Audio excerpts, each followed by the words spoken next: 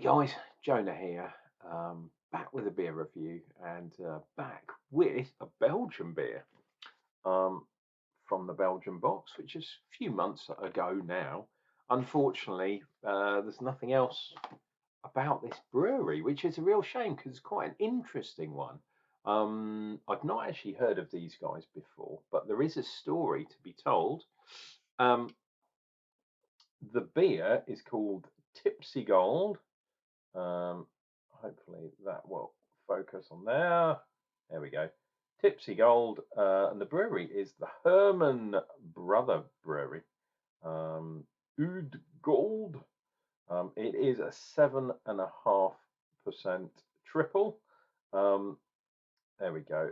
Herman Frères, the Herman Brothers, and it was founded, as you can see, 1898, so pretty damn old. And apparently, oh, I don't know if it says on the back here. Apparently, oh yeah, there's a bit of a story here. Tipsy Gold is the second beer in the Herman Brothers lineup. It's a top fermenting golden blonde, brewed in homage to Jos Hermans, who was one of the Herman brothers. I think he was the second generation of Herman brothers. Um, the dash of honey combined with a subtle hop bitterness makes Tipsy Gold a true beer of character. And as you can see, we have got malted barley, hops, yeast, and honey, which is cool. Brewed and canned for the brothers in Belgium. So that says to me that this is not brewed at their brewery. Avoid driving in a car with a pregnant lady. It will get you into trouble. Now, because this is a Belgian beer, tipsy is not a state of mind, believe it or not. Tipsy was Jos Herman's a horse, because obviously back in the 1890s, um, cars, although maybe kind of starting to be around, although I think probably not until the 1900s really, but everyone used to have a horse, and they'd ride around and all that kind of stuff, which is cool, especially when you live in Belgium, which is quite nice and flat, which is cool. Right, let's get this bad boy into a glass. What I was thinking was, I had the Duvel the other day, but the two beers that I've got left, this one and the extra special one, which I think I'm really going to enjoy, you can kind of guess maybe what that's going to be, and I'll do that over the next couple of days. They're all blooming strong. So this one's 7.5. The one yesterday, 8.5. Not yesterday, the day before was 8.5. I had the day off yesterday. I only did the Advent beer. I was planning on drinking a beer, but yeah, time got in the way, basically. Right, let's get this bad boy into a glass. Let's hope we don't have such a mad carbonation problem as the Duval. As I said yesterday, that was a champagne beer, so my God, did it get really fizzy in that bad boy. So this one's reasonably fizzy. Right. So this is technically a gruit, believe it or not, because of the addition of honey. And I can smell that golden honey from here. When I was brewing, and I'm thinking of doing a brew soon, I've got a kit, so I'll probably do that over Christmas. I know. I should be doing proper brews, but don't have enough time, don't have enough room in the house, the temperature control difficult, and I need to get my kegging set up and running. I have some kegs, but I need to get gas and some lines, some cleaner, and I might even need to get some gaskets for my kegs because don't know how, I won't know how pressurized the kegs are until I get the gas and gas test them. Um, I don't want to bore you, but it's a tough life when you're doing these kind of things. Look at that. Fluffy, fluffy clouds. Really, really micro. It's focusing on the, look at that. It's focusing on the stuff in there. I want you to focus on the head itself because they're very, very small bubbles, which is hard to do. And for modern brewers, a lot of the time they don't care um, about foam, they don't care about head, whereas the European traditional brewers, whether that's in Belgium like this beer or in Germany or whatever, they really think about presentation and how they're going to, show the beer off. Alas, hazy beers, that nobody cares. It's Yeah, it's sad. That side of beer has kind of gone for a Burton, as it were. Right, let me get my nose in here. Lovely, smooth, touch lemony, which you do sometimes get from honey. Um, one of the British ones is Gosnells, who do a lot of blending with honey and other kind of stuff. So gruits and sizers and things like that.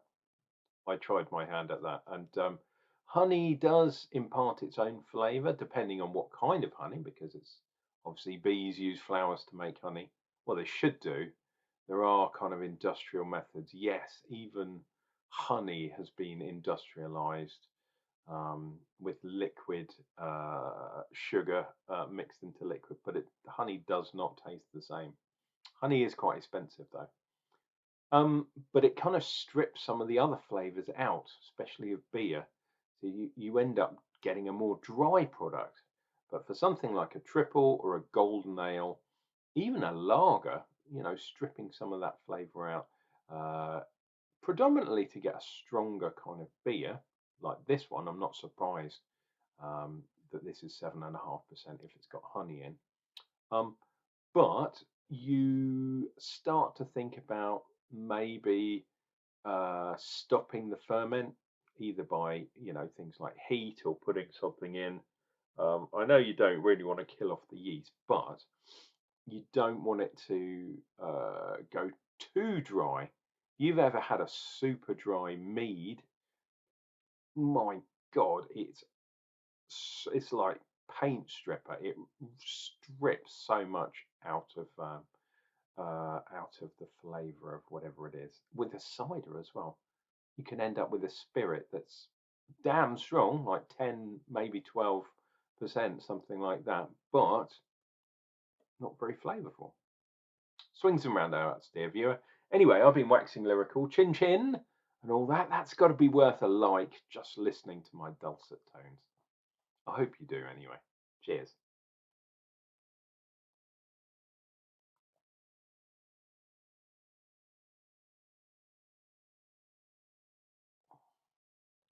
Oh, but I needn't have worried. This one has been done very, very well. Oh, it's almost like now I'm trying to think how they would have done it, but maybe they've put an addition of honey in after the initial ferment, and having a yeast. Don't forget, Belgian beers are a lot of them are reasonably strong. They don't do too many session beers. I mean, they do nowadays because they're trying to copy the Americans, which is nuts.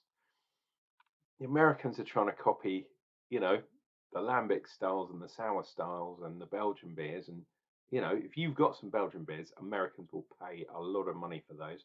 But in Belgium, they're trying to copy the Americans and do things like really hoppy beers and IPAs and stuff. It's like, oh, beer is crazy at the moment. It really is. But yes, what I was going to say was, I think they've been very selective about the yeast they've used here. And by that I mean yeast caps out certain strains at certain alcohol levels. So if you want a 7.5% beer and it to be sweet, what you can do is use a yeast that kind of starts getting stressed and caps out at 7.5, and basically goes to sleep or dies off. However, you remove the yeast. Obviously, you're not going to be able to remove all of it, but you can get rid of the cloudiness, because this is, I mean, it's a touch hazy, but it's not too bad. You can definitely see things to some degree, but it's really sweet. But it's dry as well. It's interesting. You get that honey sweetness, but the flavour has been stripped out a little bit. So the malt bill, which I can tell you, dear viewer, the malt is a Pilsner or Pilsen, and also a wheat malt. So that's probably why it's slightly hazy, because of the wheat malt. And hops used Hallertauer Pearl, and they put Cascade in here. They put an American hop in there. Damn you! Damn you, brothers! I guarantee Cascade was not part of the original recipe. I don't know. I don't believe that. Beer 52, are you telling fibs again? Cascade in a 100-year-old beer? I don't know.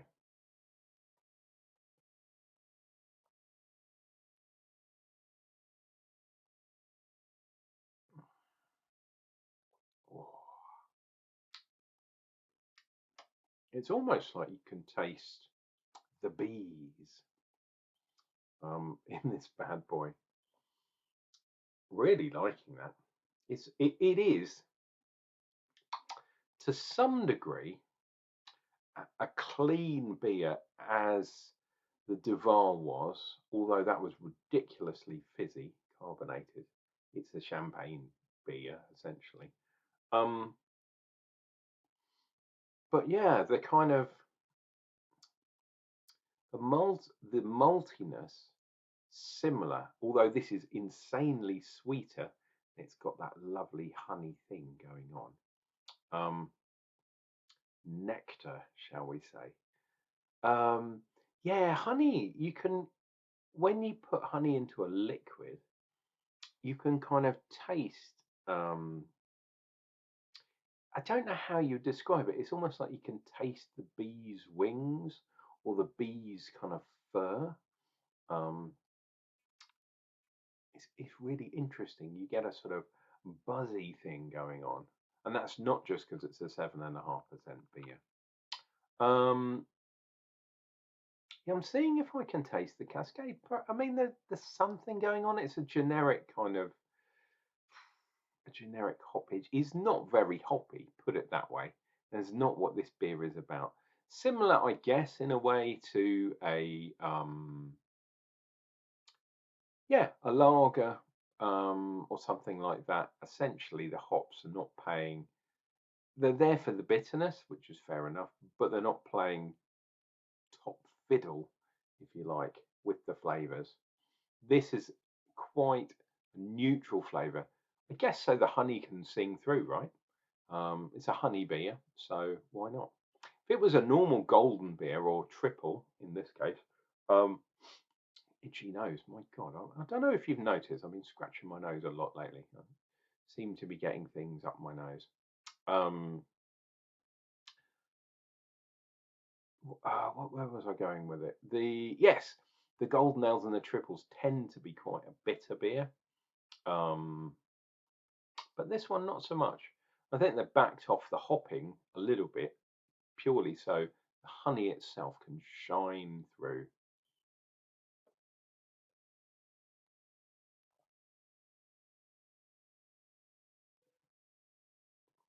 Oh, well, you can taste the alcohol in this bad boy. I mean, it's not super strong. It's not like a 10% or something like that, but 7.5 is not shabby at all. So there we go. That is Tipsy Gold by the Herman brothers. I reckon that's a good one. If you can get hold of that, or if you've tried it already, Let me know down in the comments below. What did you think of it? I think it's quite a good beer. Is it a Duval? No, but I would happily drink that again. It's been Uncle Jonah here, talking old toot. It's an old charter or something. So you can enjoy drinking beers for your entertainment as ever. Please take care of yourselves. Take care of each other. It's almost Christmas. And I'll be back with another beer review coming up real soon.